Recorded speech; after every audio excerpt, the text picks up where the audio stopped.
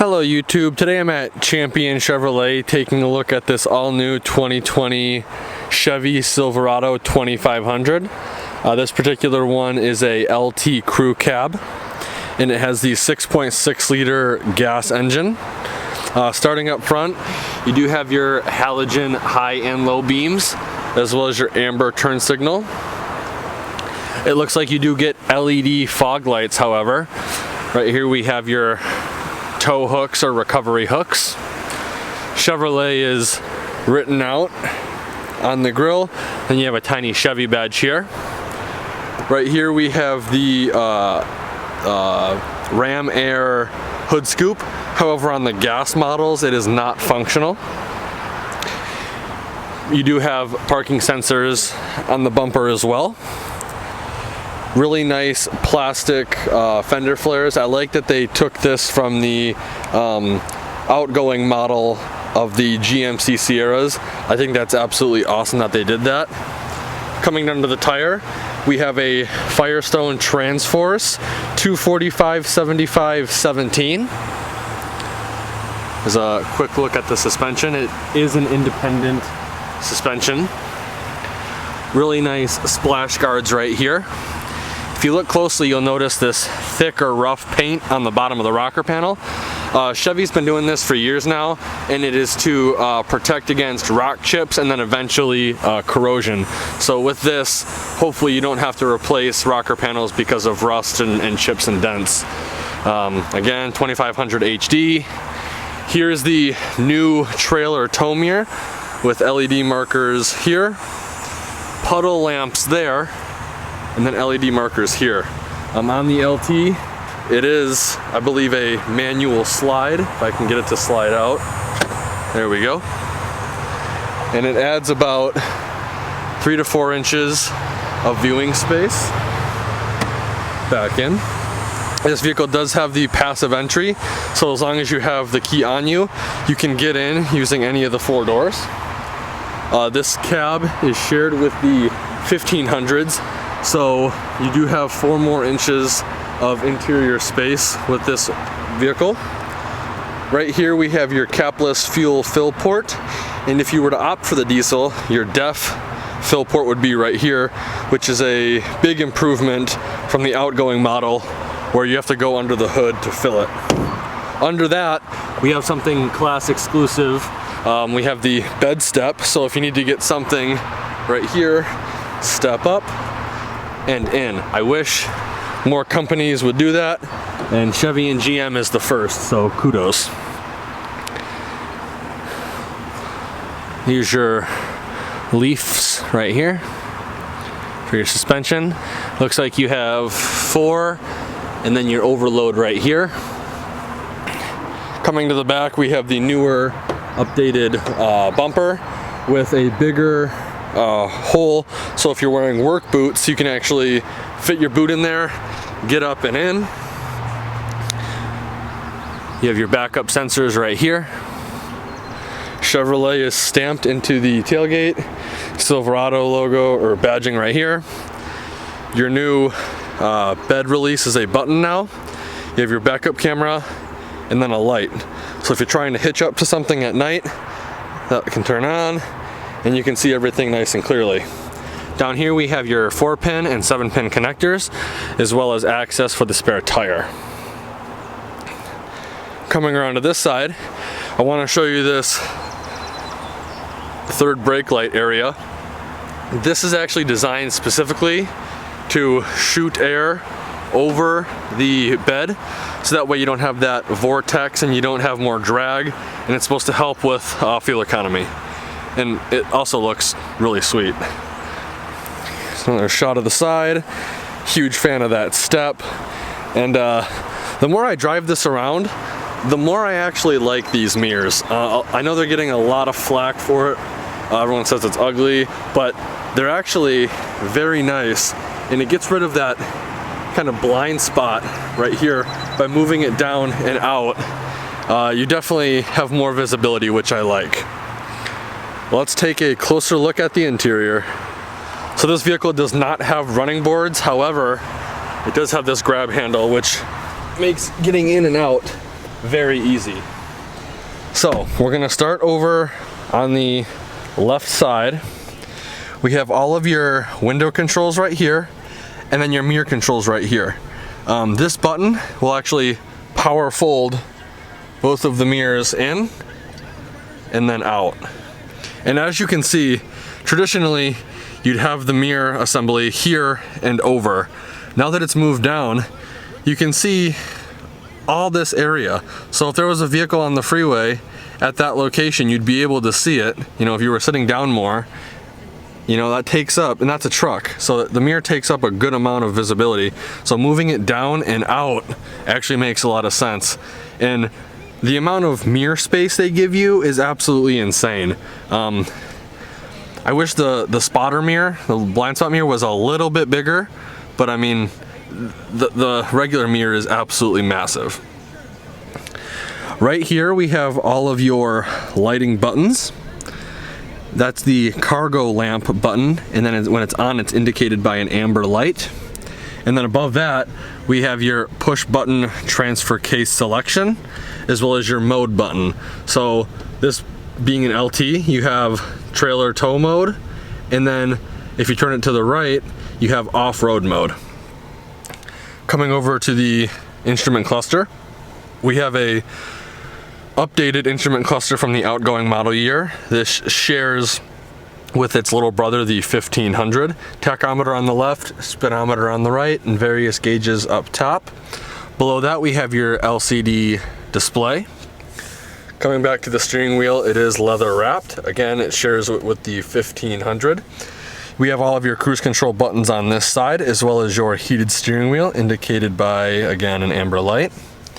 On this side we have your scroll wheel and your control pad for the instrument cluster, if that'll focus. And then we have your hands-free call buttons. Like on all Chevy vehicles, you also have a seek or scan button on the back of the left side. And on the back of the right side, you have your volume controls. Coming up top, you do have a pretty big storage compartment. This portion is shallow, this portion is deep. Working our way down to the touchscreen display, you have the new Chevy touchscreen display, which is way more responsive than the previous one. They did a very good job with this display. It's also very user-friendly and very easy to navigate. Something I believe that is exclusive to this, don't quote me, is the trailer features on the heavy duty trucks. You can go through a pre-trip checklist, kind of like if you were a CDL driver. And it's also Apple CarPlay and Android Auto capable. So if you have one of those devices, you can set it up here. Below that, we have all of the physical buttons for the radio, volume knob, your selector knob, and then your seek scan, home button, and then your back button. Below that, we have a dual zone climate control, so the driver can be at low while the passenger can be at whatever they want. And then you have these cool backlit areas to indicate cold and hot. More controls right here. The captain's chairs are heated for the driver and passenger. Really nice push button start. I know it's just a button, but in my opinion, this is probably one of the best push button starts I've seen in a while. The one thing I wish it was located somewhere over here and not here. Parking sensors on off. This button will release your tailgate, so I'll push it and then the tailgate will go down. Very nice. Right here we have your hazard lights, traction control on off, and then this button is actually pretty cool. You push it and all of the windows in the vehicle will go down. I don't want to push it now because the window sticker is on one of the back windows and I don't want to rip it, but that's actually really cool for when you need to get the heat out of the car very quick. We have the trailer brake control right here, which in my opinion is the perfect place for it. I know in the previous models it was up here, which didn't really make sense to me. Now it's moved down here, so right-handed people, way easier time accessing the trailer brake control. USB-C, USB, and then a 12-volt outlet right there. Very, very nice. Back here, we have the new jump seat or armrest. Little storage compartment here, perfect for the keys. 2 cup holders, and then maybe a change pouch right here. Lift up on this, giving you access to the storage compartment with business card storage right there. Lift up on this handle to open the jump seat portion, giving you 6 seat capability. And then there's another storage compartment under the seat.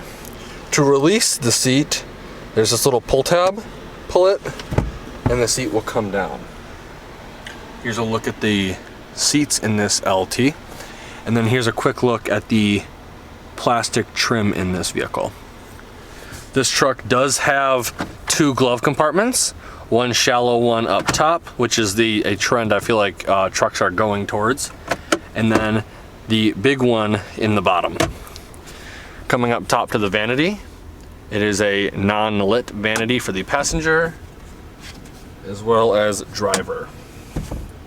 Right here we have your LED dome map lights, if this will come into focus. And then we have your lights on off button as well as all of your OnStar buttons. Auto dimming rear view mirror, very nice to have. Very impressed with this truck. I am a huge fan of heavy duty trucks, so this is right in my wheelhouse. Let's take a look at the back and see how much legroom we have. Again, getting in this truck is fairly easy with these grab handles, and you do have tons of space now. I don't think it's a completely load flat floor. There is a slight transmission hump, however it is a huge improvement from the outgoing model year. You can definitely fit huge TV in here or lots of just storage totes. Very cool. And then putting the seats up and down is very easy. So, since this shares the same cab as the 1500s, I have tons of legroom. I'm 5'11", and the seat is situated where it would be if I was driving. I'd say I easily have 10 inches, probably even a foot, before my knees touch the front seat. You do have storage in the form of pouches behind both driver and passenger seats.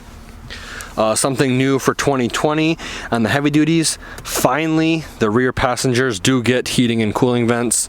On the previous model those were absent, so that's absolutely awesome that Chevy included those. You do have 2 USB ports as well as a spring-loaded 12-volt outlet right here. Since this is the LT, it does not come with the in-seat storage, and it does have the flat pane glass.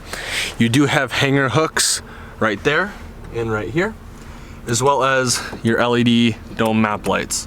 Now, this vehicle does not have the sunroof, but if you look closely, the roof is raised probably 2 inches to accommodate taller people. Not only in the front, it's probably raised 1 inch in the back. So you do have tons of headroom. I'm sitting straight up right now, and I'd say I probably have 3 to 4 inches of headroom. So Chevy definitely kept that in mind when designing these new cabs.